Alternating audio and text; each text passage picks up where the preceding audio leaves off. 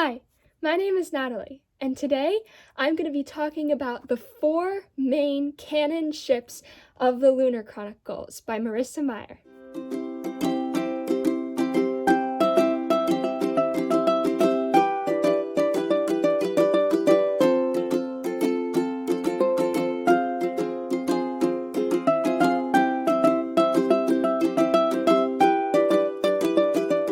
Now, before we get too into this video, I just want to explain that there are more than 4 ships in the Lunar Chronicles, and there are a lot of non-canon ships in the Lunar Chronicles.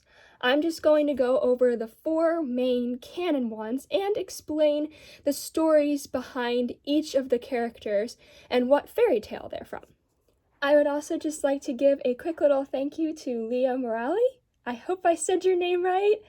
I am sorry if I didn't, for leaving a nice comment and asking me to do some more Lunar Chronicles content. So here you go, I'm giving you more Lunar Chronicles content. So each of the books in the Lunar Chronicles goes over a specific fairy tale, or is based around a specific fairy tale.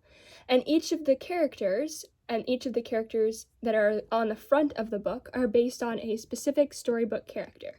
For instance, Cinder is about Cinderella, but Cinderella is a cyborg, and she also is futuristic, and she also lives in New Beijing, and it's all of these really cool elements that Marissa Meyer brought in, but yet it still somehow follows the main original fairy tale story, which is super cool. Great job, Marissa Meyer. I love your writing. Since we're already talking about Cinder, we may as well talk about the first canon ship. The first canon ship is Cinder and Kai from Cinder, and they're also in all of the other books. Cinder, I already talked about. She's a cyborg, and she's also supposed to be a kind of Cinderella-esque character. She is, and this is a spoiler, so if you don't want to hear this quick spoiler, don't listen to this. But she is the princess from the moon. She is a lunar princess. So she does have a princess quality, which makes her also a Princess Cinderella.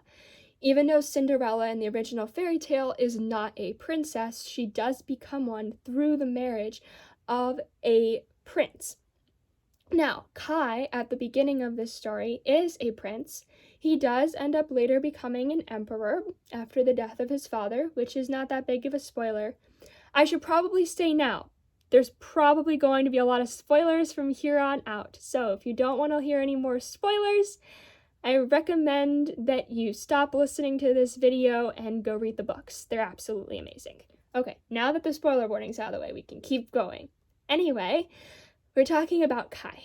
So, yes, Kai is a prince and then later an emperor. He and Cinder form a Prince Charming and Cinderella relationship. They are based off of the original Cinderella fairy tale with the whole losing the shoe at the ball at midnight. Cinder, instead of losing her shoe, loses her foot, and Kai so very kindly keeps it until the very end of the very last book, where he throws it into the ocean as they are going, so that way it will never be found again, and it's kind of sealing that he doesn't need to hold on to it anymore because he has her to hold on to, which is super cute. The second book and the second main ship is Scarlet, and the ship, it's Scarlet and Wolf. This is based off of the Little Red Riding fairy tale.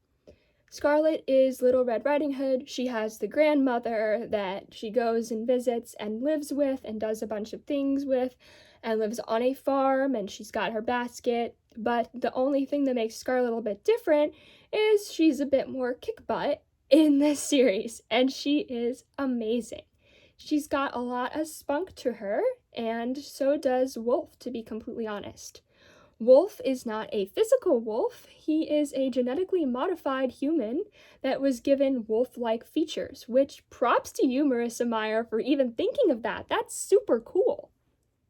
Anyway, the ship goes between Scarlet and Wolf, and even though they have a lot of mistrust at the beginning and a lot of not easy beginnings, they start off very rocky. they do end up becoming the first couple in the entire series to get married, which is incredibly sweet. Now, Scarlet is non-lunar and Wolf is lunar, and the two of them form the first lunar human couple, which is really cool.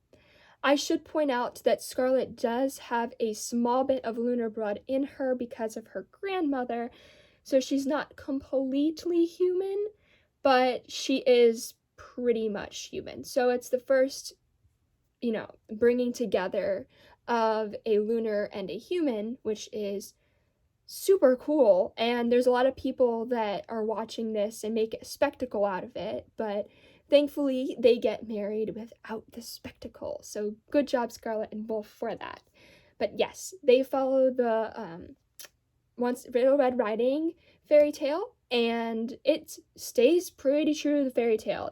If you look inside of the books, there are little tiny passages that state, like one part and then the next part and the next part, and it has a quote on it. I'm going to find one in Cinder so I can show you. Here's one. So it says book 1. So there's a bunch of these inside each book. And this one says, while her sisters were given beautiful dresses and fine slippers, Cinderella only had a filthy smock and wooden shoes. This comes from the original fairy tale, and in this part of the book, which is called Book 1, it talks about that specific thing, and this is true for all of the books. Unfortunately, I do not have Scarlet here with me, but I know that it's the same for each of the books in the Lunar Chronicles, and it's also just really awesome to just see how it progresses in that one chapter, and see how, it follows the original story really well, while also veering off on this super cool path. I know that there are a lot of retold fairy tales out there, but I think that Marissa Meyer does it probably the best. I haven't read a lot of them, but she seems to really know her fairy tale stuff and really knows how to tell a story. Even though her stories start really simple, and they don't seem like they're going to go anywhere, and they might seem a little bit redundant at the beginning, that's just to make you feel comfortable, so that way she can veer off on so many different paths that you didn't even know were coming. I remember when I read about the whole tank underneath of the Bennett house, I was like, oh my gosh, this is absolutely insane.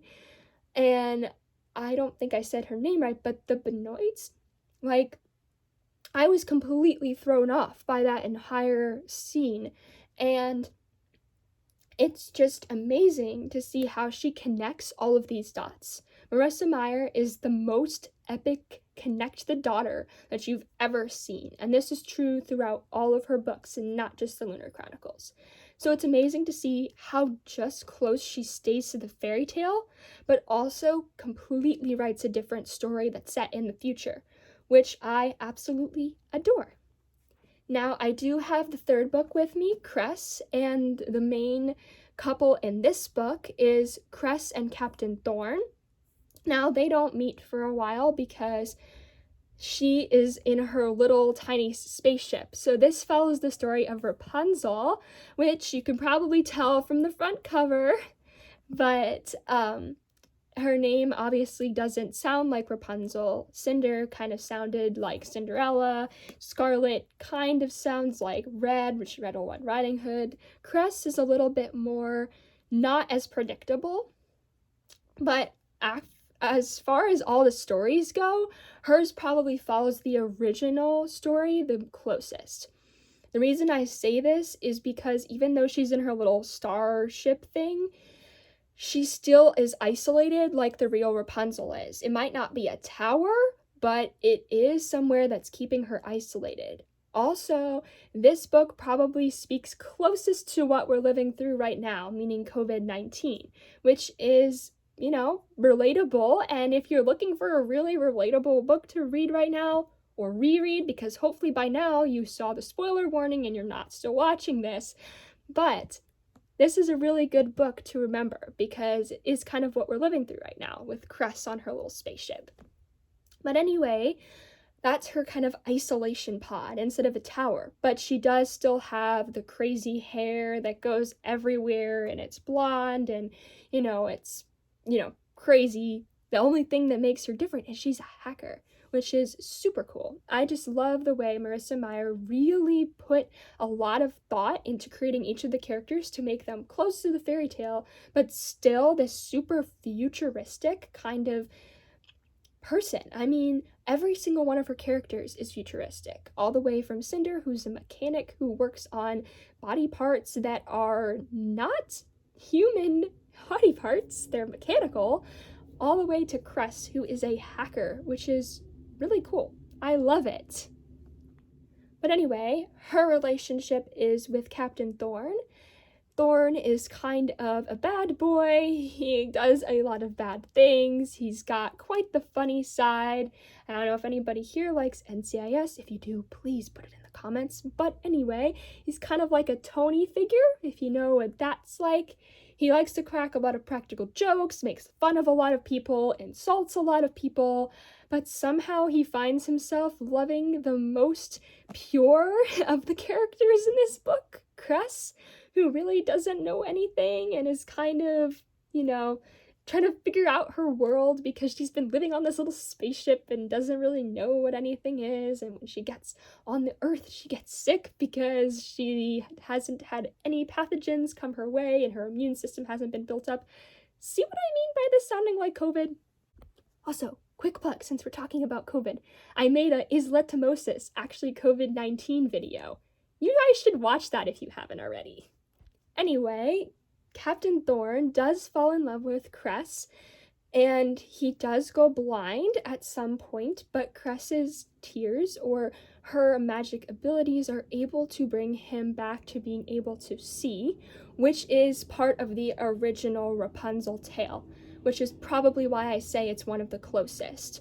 The fact that he goes blind and that all of that happens to him is very much what happens in those books, the original fairy tales. So I find that to be a very interesting connection that I really didn't know that much before I read Cress, which is really cool because I learned about the original fairy tale by reading a kind of fractured fairy tale. Whew, we're almost there with the 4 canon ships. The last book is Winter, which is probably one of the best in the series. The series just progressively gets better as you read, which usually doesn't happen. Anyway, Winter is an amazing book, and the couple in here is Winter and Jason, probably one of my favorite couples next to Scarlet and Wolf. Their relationship is extremely sweet, and I don't just say that. They really have something that's deep and special, specifically how Jason treats Winter. It gets better with Winter treating Jason the same way. If you've never read the little other novels that go along with these, the companion novels, it talks a lot about their relationship when they were children. And if you haven't read those, I recommend reading them before you listen to this next part of the video because I'm going to kind of spoil it. And if you don't mind, I'll just talk about it. But essentially, they would play a lot of games, and because she was a princess, she would always kind of look down upon him for not being good enough because he was just a guard's son. But he absolutely adored her, and he would do anything for her. And it wasn't just like, I'm gonna protect you because I think you're cool, or I just love you so much because you're a princess and I just want to get really close to you so I can take your power. No, he truly sacrificially wanted to take care of her. No matter how much she had bullied him and abused him, she kind of was mean to him, I'm gonna say. There's a reason for that, but it still doesn't really compare to how much he cared for her based off of all of those things, which is amazing. I love Jason. He's probably one of my favorite characters in these books. He wasn't at the beginning, but he grew on me. Anyway, this definitely follows the evil kind of stepmother of Snow White. Even though Winter does not sound like Snow White, Winter, Snow kind of sounds the same, so that's why she's named Winter. There's other reasons for it as well that she learned in the companion novels, but if we're going along with the fairy tale kind of story here, that's why she's named Winter, because it's based off of Snow White. And her stepmother is Lavanna, who is the main antagonist through all 4 books. And Lavanna is not very nice to her. She tried to scar Winter's face and did succeed, and Winter has 3 ugly scars on her face, though it's described that they actually add to her beauty, which makes Lavanna very upset. But anyway, she has these scars, and after her stepmother gives her these scars, Jason, who had wanted to become a doctor, decides that he will instead guard Winter with his life to protect her. He basically throws away his life dream to be with her, which is, I don't even know how to describe a man that is that good, but he is that good. Anyway, he continues to have this relationship with her that he wants to care for her and protect her, and Winter eventually sees, yes, he is caring for me and protecting for me, and I want to care and protect him as well. So when he's on the dais later and he's being beaten and whipped, she makes sure that she's there to protect him. She even decides, because she was originally using glamour to kind of trick him and do things. There's this big thing about glamour in these books, and hopefully at some point I will make a video about glamour in the Lunar Chronicles. It's a bit more complicated, so I might need a whole video to explain it. But essentially, she's very able to glamour her appearance to look a certain way, and she uses this against him, but she says that she's never going to use that glamour again because she doesn't want to trick people. She doesn't want to make them her puppets, which is another thing the glamour can do. And she refuses to use it, and that's kind of showing Jason, I love you and I want to care for you and I don't want to trick you anymore. Unfortunately, with this means that she goes insane, but she allows herself to go insane so that way she will not manipulate Jason, and she refused to manipulate other people. And so she finally becomes what Jason always thought of her as, which was a very good person. And he protects her even though she's going insane, but sometimes she uses that to an advantage, her insanity, to make sure that people don't hurt Jason, and to make sure that he's not taken from her because she doesn't want to be anywhere without him, which is why I think they're one of the sweetest couples in here, because they truly care about one another. There's one part that I absolutely love that's about the princess not playing at sword fights with the son of a lowly guard, and I think that she completely broke those boundaries, and that she decided that she was going to live for him and not manipulate people for him, and that he was going to live for her and protect her with his entire life, which is super sweet. So that's why they're kind of one of my favorite ships, but they are the last of the 4 canon ships of the Lunar Chronicles. Now, as an honorable mention, I'd just like to mention Aiko's ship. It's very cute. She has a guy that she likes to run around with, even though she is kind of a robot, which is obviously not a human. She acts very human, and her chip is very human, and she is very in love with this other person, and it's very cute. And if you guys wanted to talk about an honorable mention ship that's not one of the 4 main canon ships, that's definitely another really cute one, because there's a lot of banter involved in that one, and I over here love character banter. Anyway, I hope you have enjoyed this video about the 4 canon ships of the Lunar Chronicles.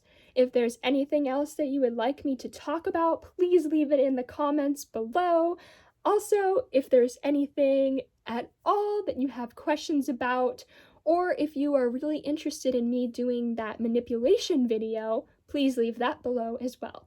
If you would like to know more about musicals, such as the shirt I'm reading right now, please leave that below as well. And if you have any questions about the pictures to the side of me, please let me know and I will make a video about those. Until then, I hope you all have a great day, and remember to listen to the stars and be open to the world.